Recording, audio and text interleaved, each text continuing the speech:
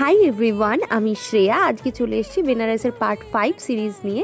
আজকে আমাদের বেনারসের তৃতীয় দিন, আর আজকে ঘুম থেকে উঠে সকাল সকাল একেবারে আমরা চলে যাচ্ছি গঙ্গা স্নান করতে।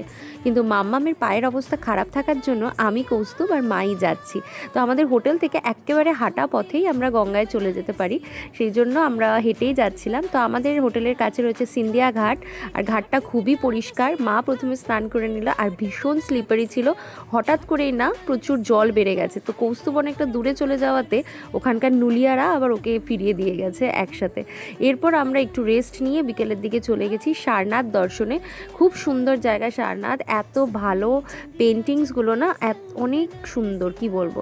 আর তারপর এখানে দেখো, এরা এখানকারই স্টুডেন্ট, তো কৌস্তুভ ওদেরই দেখছিল, এত ভালো লাগছিল। এখানে লোকাল টাইম হচ্ছে 6:45, 6:50 কাছাকাছি, কিন্তু এখনো সানরাইজ দেখুন, এখনো রাস্তায় কত, এখনো সন্ধেই নামে। আর এই দেখুন, গরমে আর না পাচ্ছে, ডাব খাচ্ছে, ডাবের দোকান।